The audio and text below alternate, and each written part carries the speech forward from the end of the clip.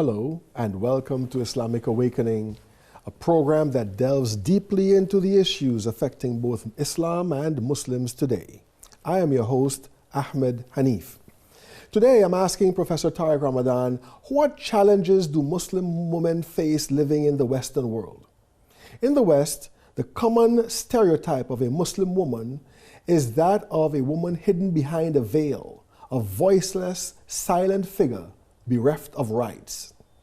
In recent times, Muslim women have also borne the brunt of anti-Islamic sentiment, such as has been the case in France, where a heavily pregnant Muslim woman was attacked recently. Muslim women living in the West also continue to face many challenges and struggles when it comes to practicing their faith in Western countries. So what is the solution to these challenges? What are they? First of all, why this stereotype? It does exist. This idea that the Muslim woman is veiled and voiceless and oppressed. They insist that Muslim women are oppressed in the clothing that they wear and so on. Where does this stereotype come from? What is its function? I think it's important for us to, on that topic and this very specific topic, which is a critical one for us as Muslims, to look at what is said by the West and also what is happening within our own societies. The state of denial that we have problems sometimes when it comes to dealing with women, I don't think it's healthy. From an intellectual viewpoint, from a religious viewpoint, and I keep on repeating, Islam has no problems with women, but Muslims have. Because they don't know how to deal with the scriptural sources. Right. So there is something which is a sincere perception that there are problems. And then we have politicians and intellectuals that are instrumentalizing this by making it a way to target Islam and to make it perceived as a backward religion. It's not new. The colonizers, when they arrived in the Middle East, or even in my country of origin, Egypt, Cromwell, refusing women to vote in Britain and going to Egypt by saying, we want to free the woman and they have to get rid of this veil. Okay, look, there is a contradiction here, and it's the same who is promoting women's rights in Egypt is against women being involved in politics in Britain. So there are instrumentalizations and a way of targeting Muslims. We, as Muslims, before responding to the environment, we have to come to our own responsibilities. And it always starts like this as Muslims. We look at ourselves and say, okay, what's wrong with us? Or is there something wrong? And I would say that from an Islamic viewpoint, what we are witnessing today is different interpretations and two main problems. The first one is literalism, that we have some scholars who are reading the Quran in a very literalist way and not putting things into perspective.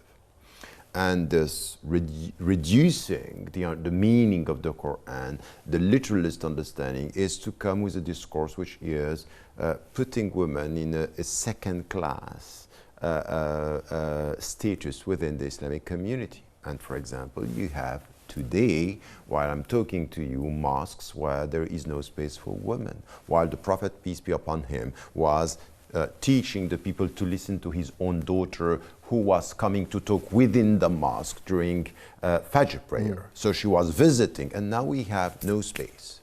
Or very wrong way of dealing with, women within the community. So we have this way of dealing, for example, within the couple within marriage and pushing, saying the woman should not even speak and she has no right to choose her husband. That's wrong. This is things that are reducing the meaning. And we have a second problem, is that our great scholars in history were looking at the text through a cultural perspective. So there is one problem, which is reduction of the text to the literal meaning.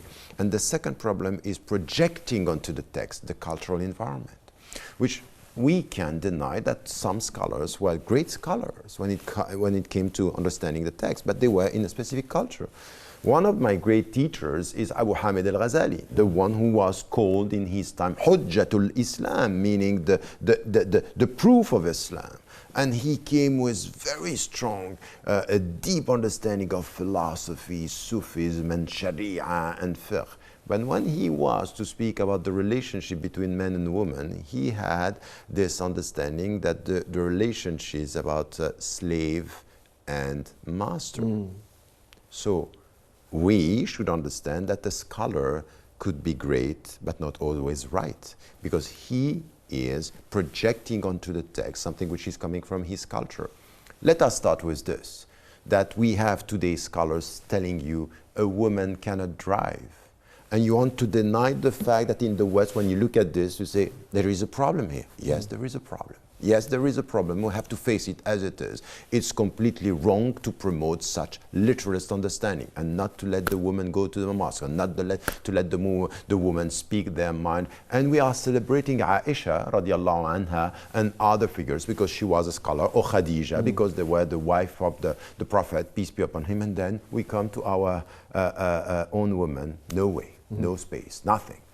And then we have these cultural things that, no, Islam came to take the best from the cultures, but not to imprison our interpretation of the text by a culture. So we have a problem. So here we have to question our way of reading with the scriptural sources and come to the true understanding, or at least the diversity of understandings where a woman should be able to pray, should be involved. You know, they were involved in the bay'ah, bay'at al-Rasul, yes. So they went to come and say, this is a political act, which is, we trust you as a leader. So now, we don't have this? But we have certain principles and practices in Islam that, at least on the surface, might seem to be very fundamentally opposed to modern ideas of freedom and equality and so forth. Take, for example, restricting women from being judges. You know, you have this in Islamic sources, that women should not be judges, for example.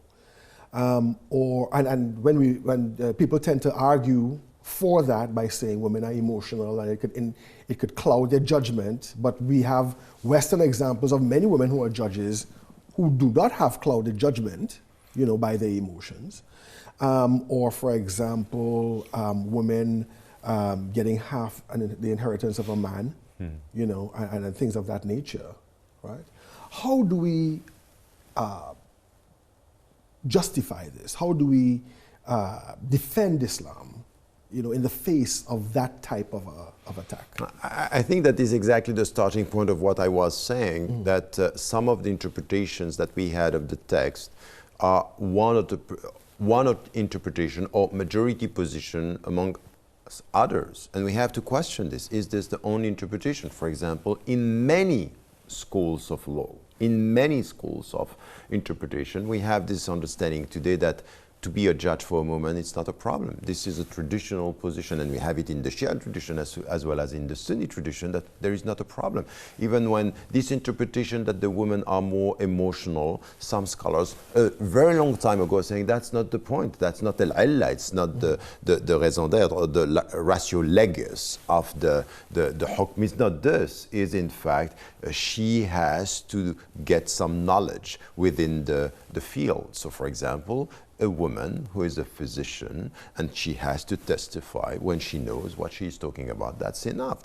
And you had scholars saying. So you see, this is where we have to be very cautious, for example, from an Islamic perspective, with our average ordinary Muslims, but also some scholars, to think that there is only one opinion. There are many. And scholars were coming with different views and different understanding of the text. So when it comes, for example, with the inheritance, that's true that in one occurrence, out of so many where women are getting as much as men or even more than men in some situation, is that when it's straight from the father and the mother and the child, a girl, a boy, she can get half of it. You can't explain this if you don't come with the whole philosophy of family. So if you extract one point, it could be unjust. But for us, we also have to understand al-qasd, which is al-maqsad, meaning the objective of the rule. And then you also have to think about, if you can't achieve the objective, you might have also to responsibilize the people when it comes to the relationship between brothers and sisters. All this is part of our very great legal tradition. We cannot just reduce this by saying, this is it, or the literalist understanding. So what I wanted to say, in fact, is that we need to get with this critical thinking and say, okay, we are not only dealing with facts, we are dealing with a philosophy of life. There is a consistency here that we have to explain. And also we as Muslims, we have to be self-critical. There are many things in Muslim majority countries that are against Islam when it comes to women. That's not right. There is something wrong. And it's a very much a patriarchal culture that we have in the Middle East or in Asia or in Africa. Does it mean now that we come in Western societies and say yes to everything? No, this is why we say, okay, look, when it comes, for example, to the autonomy for a woman to be able to decide for herself, promoting education, autonomy within the society to get to the job market when she has the skills to do so, we agree with all this. Even more than that, as Muslims, to have this idea that with the same skills, you only get 70% of the salary of a man, that's not us. Discrimination. This is a discrimination. So look at our presence now in the West saying, look, we have to struggle on this side and to say, that's wrong. Same skills, same salary. And we have to be involved in this discussion. But this idea about Islam being patriarchal, right? Isn't it? I mean, for example, prophets could only be men. Prophets could only be men. The ruler of the society, I mean, the Islamic ruler of the society, of an Islamic society, must be a man. I have to say that because we have Muslim societies where you have rulers who are women, and people tend to bring that example as women being rulers, which I think it might be a bit problematic. But in an Islamic society, the Khalif, for example, right, must be a man, or the Imam must be a man. The father is the head of the household, you know. The husband, there's so many riwayat and hadith that talk about the husband being primary, being the head, the wife having to obey the husband and so on. What else do we have?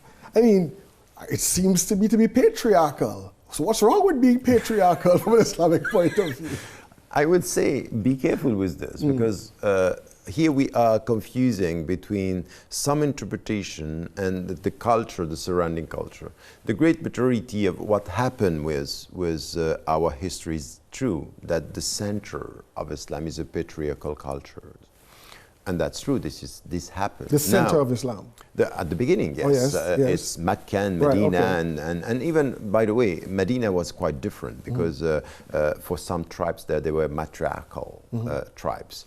And this also helps us to understand why the situation of women in Medina was better than in Mecca. And this is why Umar ibn al-Khattab was surprised. They answered back, how come? And said the Prophet ﷺ smiled and said, you have to take it as because he was talking to his daughter and say, this is the way I am with the Prophet ﷺ. So we have to get this into our understanding. Now, in all the examples that you took, there are things that we have to discuss in our interpretation. The fact that the messengers that's beyond are men, that's true, but that doesn't mean that because they were men, we are not having in our history examples that we have to follow as well as the good examples.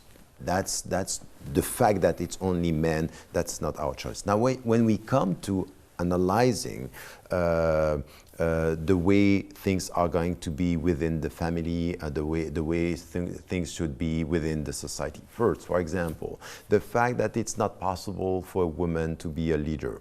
this has been contested very soon, very early, that people say, why not? Why don't we have a woman being a leader? And if you come even to the hadith, where some were questioning the hadith, because there is one narrator here called Abu Bakr, that was not, this was the one who was involved in the situation in the Quran between the Prophet ﷺ and Aisha. So be careful with this. It's not as clear as that. And by the way, in many Muslim majority countries, and even in Iran, there is nothing preventing a woman from becoming president. Is this against Islam? It's not. It's one of interpretation among others. So we have something which is our interpretation here should also be cautious when it comes. This might not be the final answer of Islam. It was an interpretation in history, and we have to be very cautious when it comes, for example, within the family. Be careful. The fact that you have a leading position within the family in the verse of the Quran, وَلِمَا يُنْفِقُ, because you are giving money, but it doesn't mean that you take the whole decision, because there is another verse talking about shura, and tashawurin, meaning that you have to discuss. And if you look at the Prophet ﷺ, he was taking decision with a shura within the family. This is also something which is important. When it comes now to the political system, are you going to only rely on men? No, you rely on men and women because they are part of the society and they have the same rights as you, men. So we also have to think about, be careful. The perception that we have a final answer within the society might be problematic. Now, also something which is important is that out of our history, we went to other cultures. And it might be that we have to think about the positive evolution here that we take from other cultures, things that are helping us to come closer to our understanding of the scriptural sources. So there is nothing wrong with a patriarchal culture, if and only if it's not distorting the very essence of the Quran. Right, and if it's oppressive. Oppressive, and even, for example, with the headscarf and everything, I would say, you know, I was involved in the discussion in the West about the headscarf and what happened, because in your introduction you were talking about France. I was saying, look, it's against Islam to impose into a woman to wear the headscarf. It's an act of faith, but it's against human rights to impose into her to take it off. Right. Let her be free, and there is not only one way of being free, which is the Western way of being free. Many Western women are not happy with this type of freedom that we have now, because there is an oppression of the look. The way you look is who you are. In the job market, you don't get a job when you are beyond 45 years old. You don't get a job if you don't have some standards when it comes to beauty and looking good. I think that this is also oppressive. Of course. So the liberating process should be ethical, but it should also be self-critical in the way that we are distorting our So basically religion. you're implying that Muslim women not only are in the process of defining themselves within a Western context and according to the principles of Islam, but they can also be a motivating force in terms of the rights for women, for justice for women in a general sense in society. Yes, yeah? I think that this is important. The other thing which is important, let us start by priority. Very often our institutions, training the shuyukh, training the ayatollah, training, were mainly male for male, which in history was not quite correct. You had women being involved in the process. I think that what we need now is being scholars of Islam. Exactly. We need women being scholars. That we need women, and we have to stop asking women to come only to speak when we are dealing with women. They should be involved in all the discussions when it comes to politics, when it comes to education, when it comes to the way we manage our mosque and the way we deal with science and knowledge today, because they have an influence. And so we need scholars. We need women being able to read the scriptural sources, Al-Quran wa Sunnah, and to come with an insight, which is important, because that's true. The way you read the Quran as a man is not the way you read it as a woman. Willing it or not, that's true. Look at Amina Wadud, right? She's a scholar in Islam. And we say, okay, scholars, if you have the prayer, communal prayer, the scholar leads the prayer. No, she's in front. But exactly the point, because before saying this, for example, for her, she came with very interesting questions.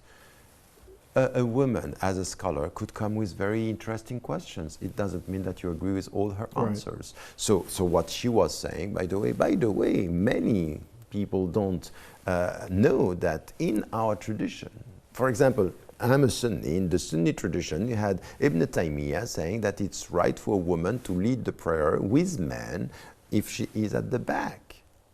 Like lead the prayer. Lead the prayer. From the back. From the back, because the gesture is not to be in the front because of a question of modesty. So we have, our tradition is wider than what we are doing out of it because we don't know. And it's exactly the same in the Shiite tradition. You will see very, very courageous positions coming from scholars. They were very courageous, but we don't want to talk about this. And sometimes we don't want to talk about this, or we are ignorant of it because we are so scared that the West is going to colonize us, that we prefer haram, we prefer don't go that way. And very often the weak link within our discourse is women. So let us be very strict with women. This is the way we are resisting the West. I would say that we need to understand something, we as Muslims, that it might be that the strongest element within the Muslim societies, Muslim majority countries, are the women, much more than the men today. All the statistics are showing us that when it comes to schools, Muslim women today are doing better than men. Definitely. That's the reality of it. So if but our future... something, it's not just among Muslim women, it's among women in general. Exactly. You find women outperforming men in contemporary society more so than men. And I have a feeling it's not because of women, it's because of video games. I don't know why it is, but I can say something, is that very often, I would say it's true what you are saying in all the societies, but more clearly in Muslim majority countries and in the southern countries, or in the West, the gap between what the women are achieving and the men is wider within the Muslim communities. And this is something which has to have an impact in our decision, in the way we look at the future. When you have more educated women, and even in the West, we are saying to women, you have to marry a Muslim men, and some women are coming to you say, where are they? Where are these men you are talking about? Not educated, not involved. And it's a wake-up call for all of us. Our future is for men to be involved in education, to be involved in the job market, and to stop just going back to the countries of origin and getting women from there because they are not at the level which is required here. So it should be a virtuous circle where we are pushing and understanding that women should be involved. And what I see on the ground today is much more educated Muslim women coming with a deep understanding. They want to remain Muslim, they are sincere, and they are doing their best. We need to rely also on them, on a better understanding of Islam, being faithful to the Islamic principles when it comes to education, social commitment in our mosques. These are things that are so important. So I would say it doesn't mean that we just acknowledge or accept everything coming from the West. I would say that women, Muslim women, could be a driving force to improve the situation in the West when it comes to spirituality, principles, and gender even, but in the right way of putting the equation. You know what? I think this should be part one. A long discussion, I agree. This should be part one of a series of discussions on this idea of women. You know, I think it's a very, very good that we open this subject, you see, especially to be honest with our sources and not cherry pick in order to satisfy our insecurities. Sadly, we have run out of time, really run out of time. I would like to thank Professor Tariq Ramadan and, of course, all of you at home for watching. And until next time, and another edition of Islamic Awakening, it's a goodbye from me and the whole team.